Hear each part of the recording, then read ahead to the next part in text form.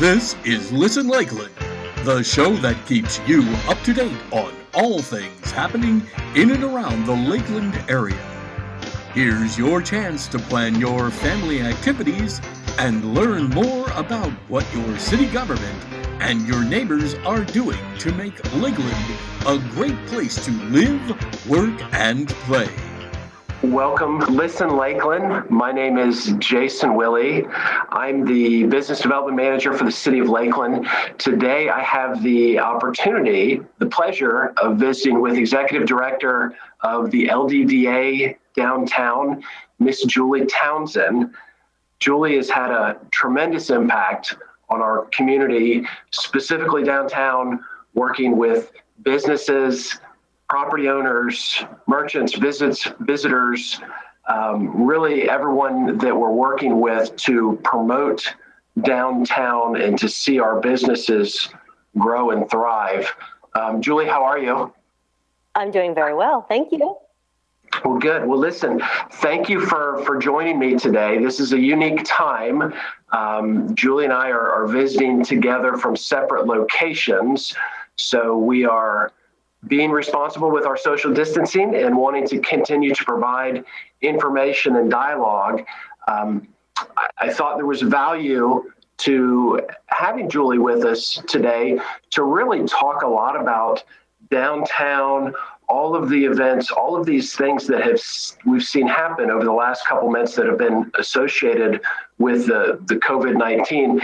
But I guess before we dedicate a lot of time to that, this was such a new pandemic, this issue, this thing that came about. I wanted to ask you, Julie, maybe if we could dial back to the 1st of February, before this existed, kind of give us a little bit of the state of downtown from that standpoint of good economy, low unemployment, a lot of construction, a lot of new people coming and visiting. Share us a little bit of where we were before this happened. Yeah, absolutely. Downtown was definitely on a path of growth, and with sales, restaurants, we have more restaurants in downtown than we have ever, with many, about 9 new restaurants opening in the last 2 years, and all doing well. All our usual suspects that have been here, our staples that have been here for a long time, talking about increase in sales over last year. Everybody was really looking forward to a robust season with the Tigers and the visitors from the Tigers and the Snowbirds. And I mean, we were super happy. We were sitting pretty and expecting a great season. February, March, April are the best months for downtown. And, we have new retail downtown, and they were doing really well. Obviously, as you mentioned, all this growth with all the new businesses that are coming and the businesses that are building buildings. It's just an unprecedented time in downtown of growth in every category. And we were getting really excited for what was to lie ahead. Little did we know. Little did we know, yeah. So go into the first or second week of March, and then we've got 30 or 40 cases of this new virus that are making their way into the state, but we really couldn't see what that local impact was going to be. We could see globally and we could see things moving, but we didn't really understand. So maybe, for the rest of our time together, we can talk about present day and a little bit where we are. I think of downtown and I'm working here and I get to come and visit a lot and eat and play and have fun. I look at downtown in a number of different categories, maybe. Obviously our restaurants and our retail are very important, but we've got a lot of office, we've got a lot of residential. So maybe if we pick through some of those, we can go piece by piece and really talk about what you're seeing, what you're hearing from vendors and visitors, and kind of where we are real time and what we look to see coming ahead as we get into the summer. So maybe let's start with restaurants. Obviously this COVID-19 and the stay at home and the restrictions it shocked all of our restaurants more than we could have imagined. So talk a little bit about that. Talk about the impacts and, what they saw from the beginning and how we're getting a little bit more nimble. Yeah, the restaurants, obviously, restaurants, bars, and retail all were hit really, really hard with being closed, so to speak, for the most part. But the restaurants, we went to minimal, reduced capacity, and then all of a sudden closed. All you can do is takeout. And that isn't something that was necessarily a huge part of their business. Many of them, catering is really what hurt them the most, was loss of the catering business. Obviously, nobody's gathering to do catering. So that was a huge loss for so many of them, especially the well-established ones that really had a thriving catering business. So it was an interesting transition.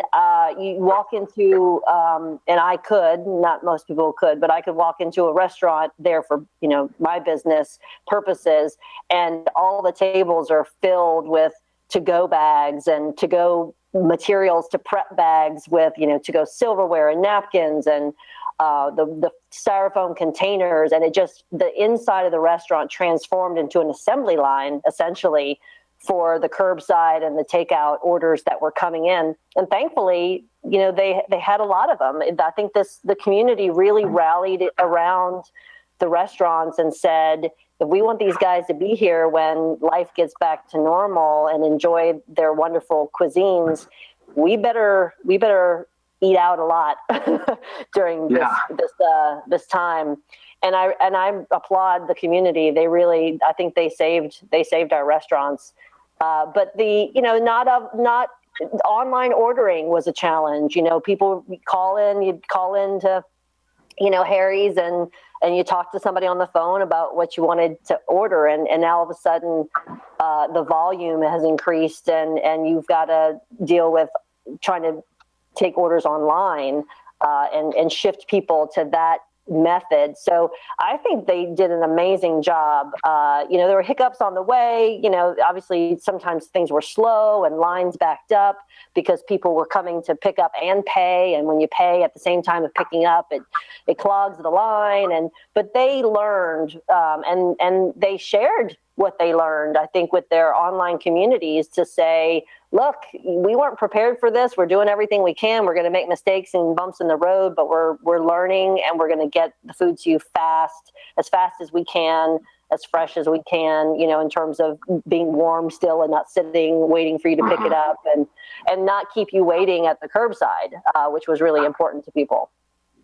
Well, and I think that's what we heard from so many people, and it's great to be in Lakeland. It's great to see so many people in the community that really believed so much in downtown, and they believed so much into our local restaurants and folks that are there, that they recognize, this is something that nobody's ever seen before.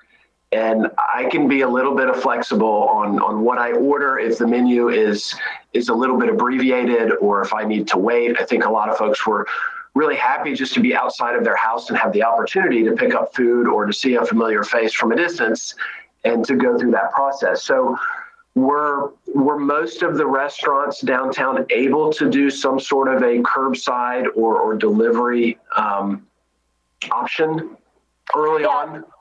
Yeah, we had the services that already provided, the DoorDash and the, all those others, Takeout Hero and all those others. But those add fees, and so I think many of them, those who could, offered their own delivery within a limited service area, just to make sure that they could provide that to their customers at a more economical price.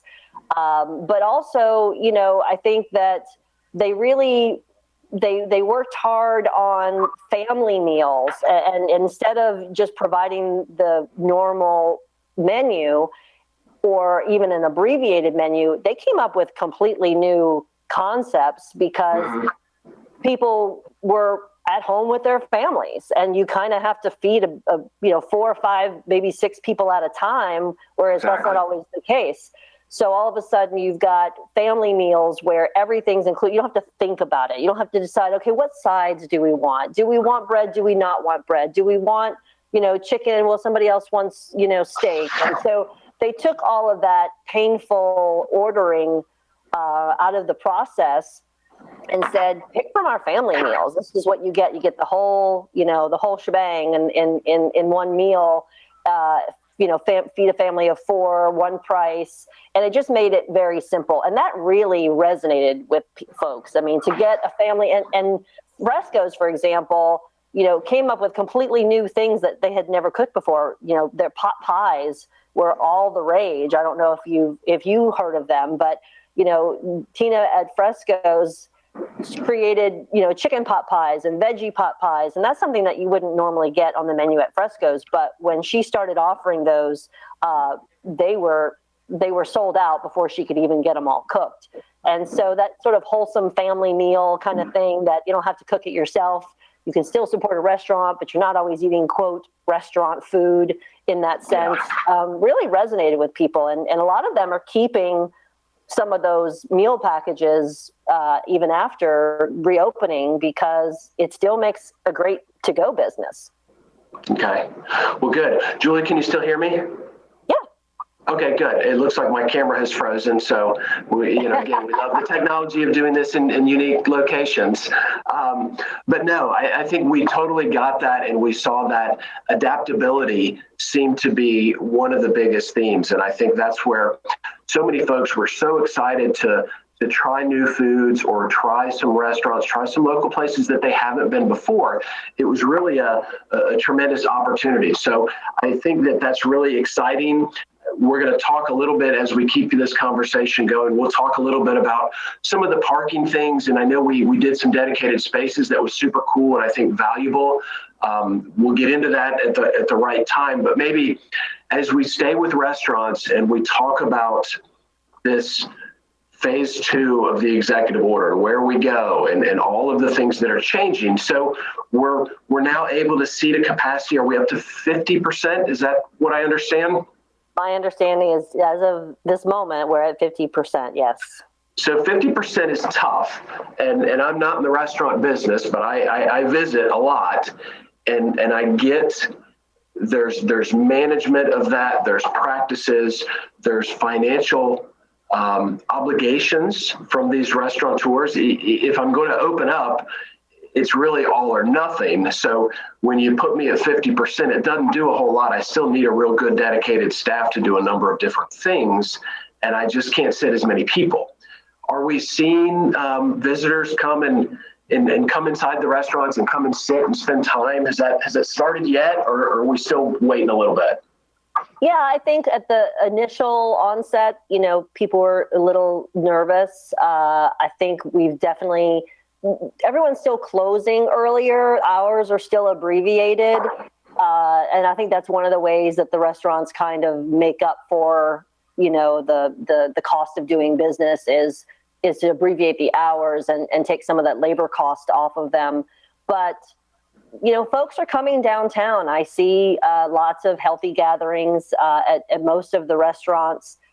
Especially the sit down, serve you at the table type restaurants versus the fast casual. You can get in and out of the fast casual a lot faster, obviously. But yeah, I think folks are feeling better about coming out. I think they were ready to come out. Different restaurants are handling their sort of social distancing practices and good safety practices a little differently.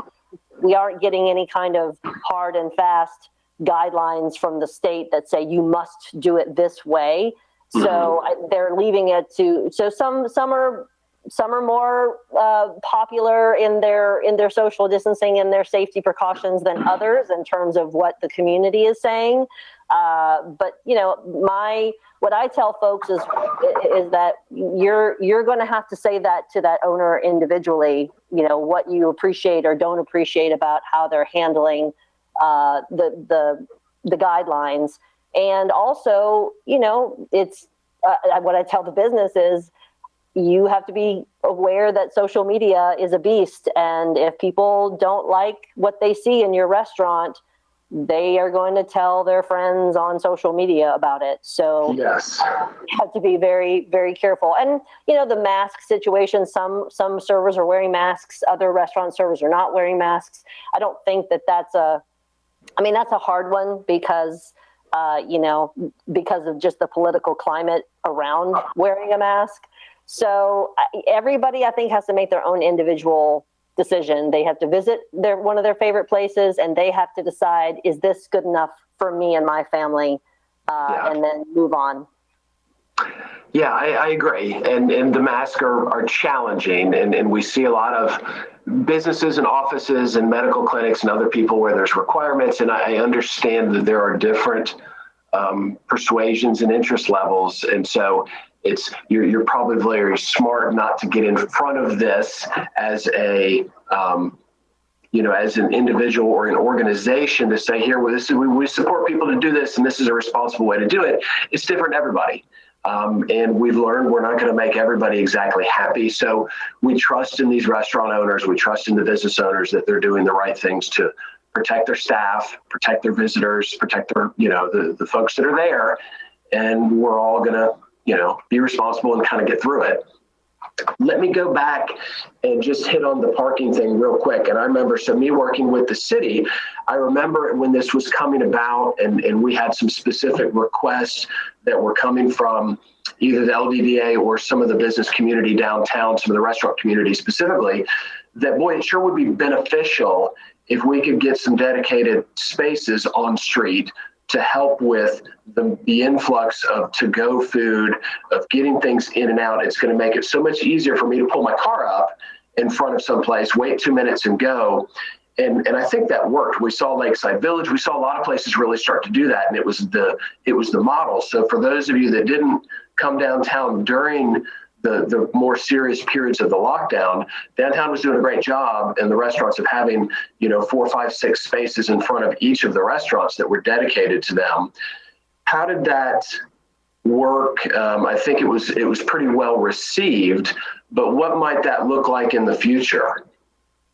Well, it was definitely critical at the time, and as I communicate with the restaurants now and ask them, how is the percentage of sales, how is to go as far as a percentage of your sales, and they're pretty consistently saying that it's ticking down back to not quite the normal levels, because it's still higher than normal levels, and maybe that will always be, but it's definitely not the critical need of, no one can sit in the restaurant, so we have nothing but to go, nothing but curbside. So we're monitoring that, and we're hoping that as that need for those spaces in front start sort of wane, we will look at implementing additional outdoor seating, which is something we have been talking about for a long time. And some might say, well, we're doing a lot of talking, not a lot of action.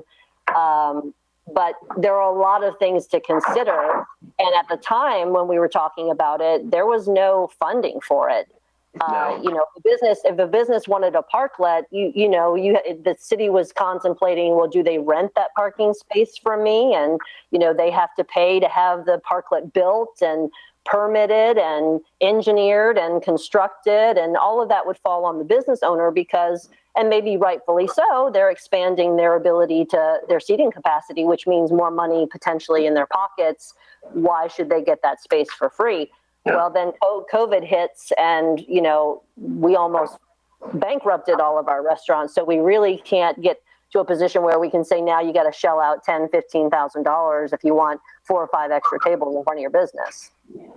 So I'm a visual person, and I'm hearing this term a whole lot. Give me a little bit about what the heck a parklet is.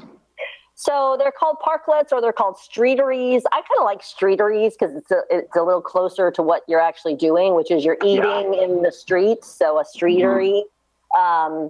A parklet doesn't necessarily have to include seating for dining. If you see what parklets are, it's basically taking a parking space and turning it into a park.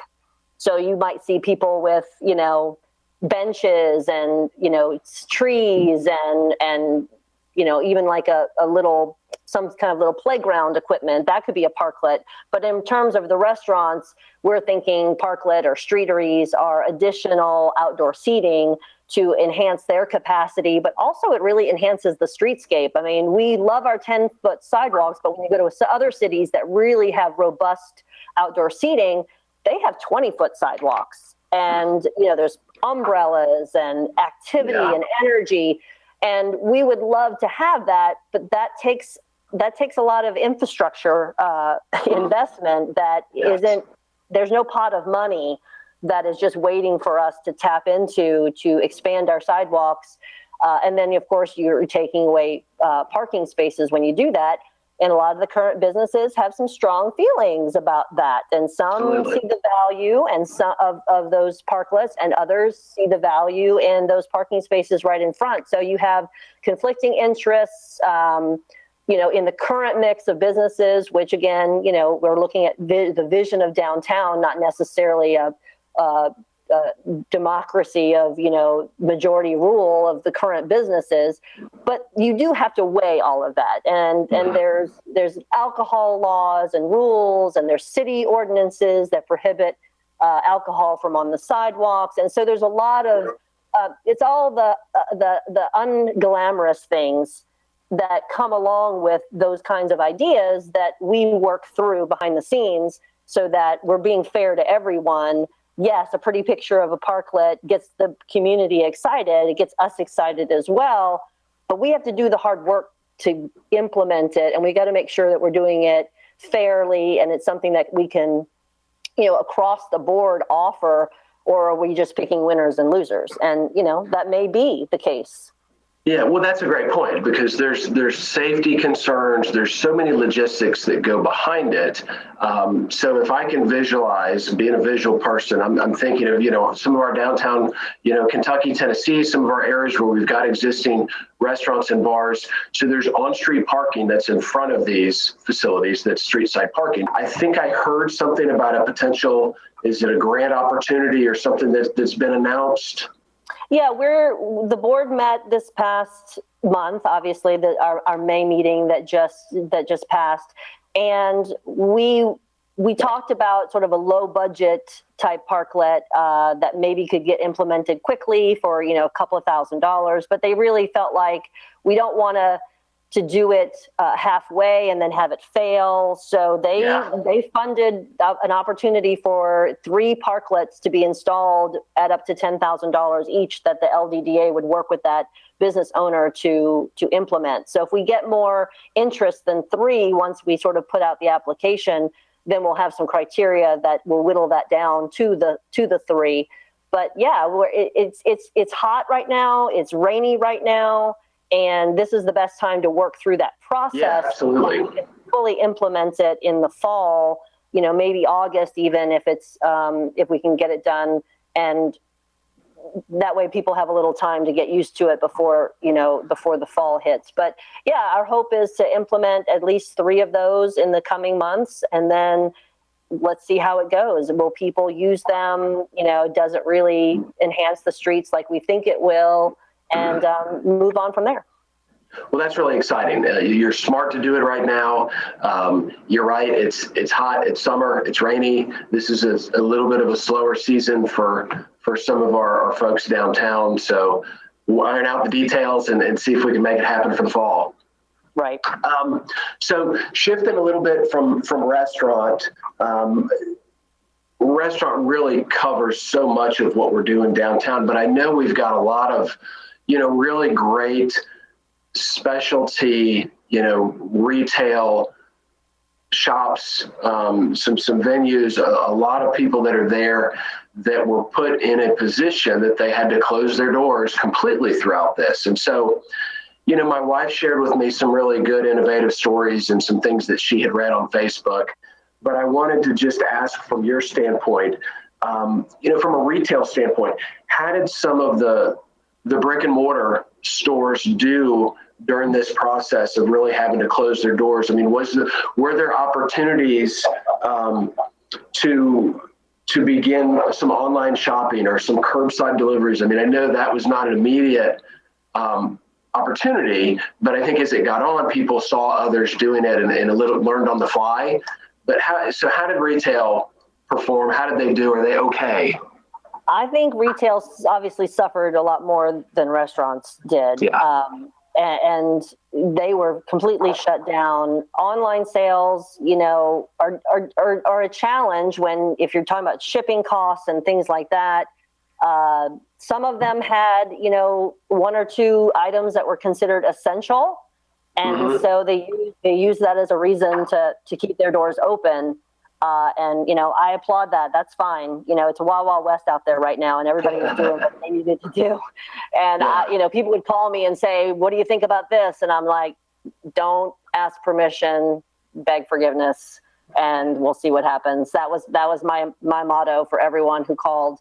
And it's been tough. I think a lot of them realized they needed to really step up their game online. And throughout that process, a lot of them were working on, building websites that they could really shop online for the future.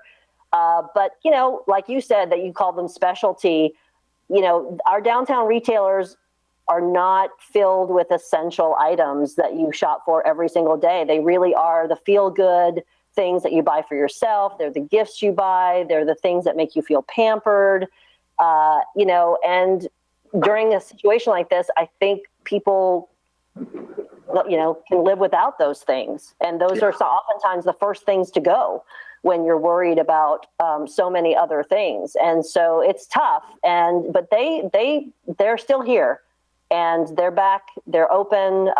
They had a great week right before Mother's Day. I think so many folks came down and shopped for Mother's Day.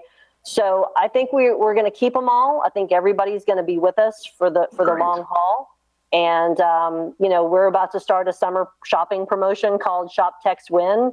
So you text in your receipts to us at the LDDA. It's on our website, downtownlkld.com. And you can win gift cards each week. So we're just promoting shopping downtown and enjoying the businesses that are here. So on the shopping, I heard a rumor the other day about the farmers market. Historically, we haven't done the farmers market during the summertime. Is that an opportunity? Is that something maybe we think about with the way the world has changed? Well, we're definitely staying open this August because we closed March 14th and reopened May 30. And so with that extended, I think that's 11 or 12 weeks of closures. Okay. That we wanted to give the opportunity for the vendors who missed out on those sales, the opportunity to stay open in August and maybe recoup some of that. So it'll be hot, but we feel like folks are, itching to get out. A lot of people aren't going to be traveling this summer because of COVID. So we're going to have a staycation right here in downtown Lakeland and shop with our downtown businesses and our downtown farmers curb market merchants. So we're closed in August, but we're going to power through. And instead of a grand reopening, we're just going to, keep on powering through August and start September, the new year. As we wrap up our 30 minutes here, do you have a big picture dream or vision for 2030? I mean, 10 years down the road, how different or what might downtown look like? In 10 years, I want to see a lot more residential. I want to see the West built out with a lot of great offices over there. Yeah. And quite frankly, residential. I mean, offices are, again, they may have a different look to them for now and forever. We talked about density in office for a long time, number of people per square foot, really. We intensified. It's going to change again. It used to be, 7 or 8 per 1,000 square feet. And now it's like 15 per 1,000 square feet. I think you're going to see it go back to 7 or 8 people per 1,000 square feet, just for that social distancing. So it'll be interesting, but I think this is a big hiccup, very, very big hiccup for all of us, not just downtown. But I think downtown is positioned to recover and to get back on track where we were in February, slowly but definitely get back on track and get on that path of growth that we were on. Well, that's great. Julie, thank you so much. I appreciate your time. I appreciate the update. Please stay safe, and I look forward to seeing you face-to-face at some point. Yes, good to see you soon. All right. Thank you, Julie. Thanks.